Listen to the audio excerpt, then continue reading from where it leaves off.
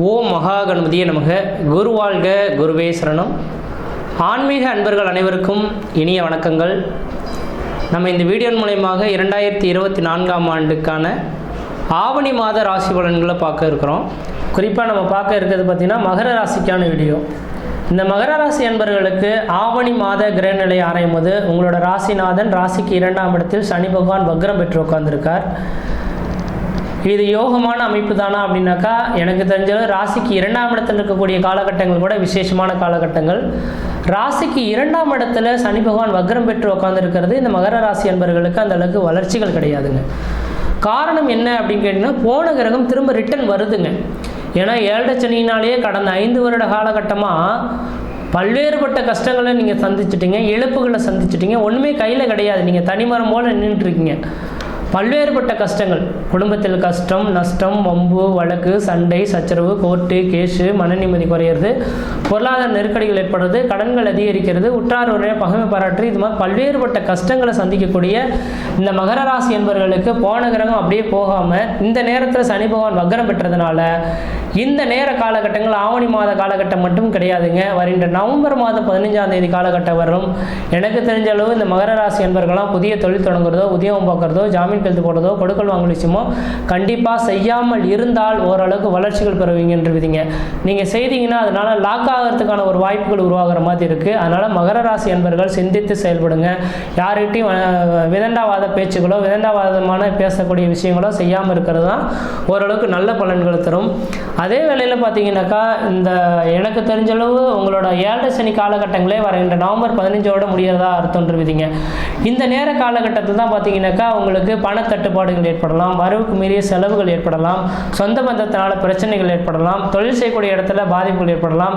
எனக்கு நிரந்தரமான வேலை வாய்ப்பே இல்லையா சார், எனக்குன்ற ஒரு நிரந்தரமான வேலை வாய்ப்பு கிடைக்குமா அப்படின்னு எதிர்பார்க்கக்கூடிய நபர்களுக்கு இந்த நேரத்தில் வேலை வாய்ப்பை நோக்கி நீங்கள் சிந்திக்கவே வேண்டாம், நீங்கள் வீட்டிலே உட்காந்துருங்க. ஆனால் 2024 நவம்பர் மாதம் 15ஆம் தேதி பிறகு இந்த சனி பகவான் வக்ர நிவர்த்தி அடைவாருங்க. அதுக்கு பிறகு நீங்கள் எது செய்தாலும் தொட்டதெல்லாம் தொடங்கக்கூடிய காலகட்டங்கள், நினைச்சதெல்லாம் சாதனை பண்ணக்கூடிய காலகட்டங்கள், குடும்பத்தில் சுப நிகழ்வுகளும் சுபகாரியங்களும், அழியா சொத்து சேர்க்கையும், வீடு மனைவாசல் வாங்குவதற்கும் வீடு மனைவாசல் கட்டுவதற்கும், குடிபெயர்றதுக்கும், குலதெய்வத்துக்கு செய்ய வேண்டிய சடங்குகள் செய்யறதுக்கும் ஒரு உன்னதமான காலகட்டம் எப்பொழுது அப்படின்னாக்கா, கண்டிப்பாக தெளிவாக சொல்ல வரங்க. உங்களுக்கு வருகின்ற நவம்பர் 15ஆம் தேதிக்கு பிறகு ஓரளவுக்கு எதிர்காலம் நல்லாயிருக்கும். சார் இந்த அளவுக்கு பிரச்சனைகள் இருக்குதுன்னு சொல்கிறீங்களே சார், 7 சனி நடக்குதுன்றீங்க, போன கிரகம் திரும்ப ரிட்டர்ன் வருது, வக்ரம் ஆகிறதுனால இந்த நவம்பர் 15 வரலும் இன்னும் புதிய பிரச்சனைகள் தொடரும்னு சொல்கிறீங்க, இதெல்லாம் சாந்தப்படுத்த முடியாதா? எப்படி தான் சார் நாங்கள் மீண்டு வருது? ஒரு முறை ஏறினா 4 முறை சறுக்கிட்டு இருக்கா? கடந்த 5 வருட காலமாக எங்களுக்கு சக்கையை புழிஞ்சு சாராக எடுக்காத ஒரே ஒரு காரணம் தான் தவிர உயிர் மட்டும் தான் இருக்கோ தவிர உடலில் எதுவுமே இல்லையே சார். சொந்த பந்தங்கள் பிரிஞ்சு போச்சு, கணவன் மனை உறவுகளும் அந்த அளவுக்கு விசேஷம் இல்லை, குடும்பத்துக்கு தேவையானதையும் செய்து கொடுக்க முடியலை, தொழிலும் தடைப்பட்டு போயிடுச்சு, எப்படி தான் கடன் வந்ததுன்னு தெரியல, வரவுக்கு மீறி கடன்கள் வந்துருச்சு சார். எங்களோட வாழ்க்கைக்குன்ற இந்த சனி பகவான் ஒரு கருணை காட்ட மாட்டாருனாக்கா, இவரோட கருணையும் கண்டிப்பாக கிடைக்கும். எப்போ கிடைக்குனாக்கா 2025 டிசம்பர் மாதத்துக்கு பிறகு ராசிக்கு 3ஆம் இடத்துக்கு இந்த சனி பகவான் சென்றார்னா உங்களுக்கு யோகங்கள் கிடைக்கும்.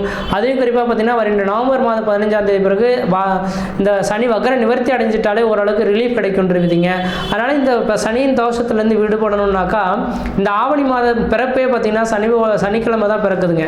அப்போ இந்த சனிக்கிழமை பிறக்குது, ஆவணி மாதத்தில் 2 சனி பிரதோஷமும் வர இருக்குது, ஆவணி மாதத்தில் விநாயகர் சதுர்த்தியும் வர இருக்குங்க. அப்போ சனியின் அம்சமே விநாயகர் பெருமான். அப்போ விநாயகர் பெருமான் வழிபாடு செய்வது ஓரளவுக்கு நல்லாயிருக்கும். இந்த விநாயகர் சதுர்த்தி என்று பார்த்தீங்கன்னாக்கா, ஐயா சாமி எனக்கு இந்த நேர காலங்களில் நடக்கக்கூடிய நிகழ்வுகள்லாம் தடைப்பட்டு நின்றுருக்கு, அது தடை இல்லாமல் நடக்கணும் அப்படின்ற மாதிரி நீங்கள் எதிர்பார்த்து நீங்கள் வேண்டுதல் எடுத்தீங்கன்னாக்கா அடுத்த வருடத்துக்குள்ளார அந்த காரியம் வெற்றி பெறுன்றீங்க. இந்த நேர காலங்களில் முன்ஜென்ம கருமாவின் பலன்கள் விளக்கணும் அப்படின்னு நீங்கள் ஆசைப்பட்டீங்கன்னாக்கா உங்களோட விதி பயனா என்னன்னு தெரியல. இந்த மாதத்தில் 2 சனி பிரதோஷமானது வர இருக்குது. அதாவது ஆவணி 1ஆம் தேதி, ஆவணி 15ஆம் தேதி வர இருக்குது. இந்த 2 சனி பிரதோஷத்துக்கும் நீங்கள் என்ன செய்கிறீங்கன்னா, தொடர்ச்சியாக 1 லிட்டர் பாலும் 1 முழம் முல்லைப்பூவும் வாங்கி கொடுத்து அர்ச்சனை பண்ணிட்டு வந்தீங்கன்னாக்கா நீங்கள் இது செய்யக்கூடிய காரியங்கள் தங்கு தடையின்றி, தடை இல்லாமல் மன நிம்மதியும் மன சந்தோஷத்தையும் ஏற்படுத்தக்கூடிய காலகட்டம் உருவாகும். எந்த அளவுக்கு இந்த நேர காலகட்டத்தில் சிந்தித்து செயல்படுறீங்களோ அந்த அளவுக்கு வளர்ச்சிகள் பெறக்கூடிய காலகட்டம் உருவாகும். நவம்பர் 15 வரலும் புதிய முயற்சியை, புதிய தொழில் தொடங்குவதோ கண்டிப்பாக கூடாது. கடன்கள் வாங்க கூடிய விஷயங்களும் கொஞ்சம் சிந்தித்து செயல்படுறதா ஓரளவுக்கு நல்ல பலன்களை தருன்றீங்க. மற்ற விதத்தில் உங்களுக்கு எந்த விதத்தையும் தோஷங்கள் பாதிப்படைய சிறப்பாக இருப்பீங்க, நலமாக இருப்பீங்க. நன்றி, வணக்கம்.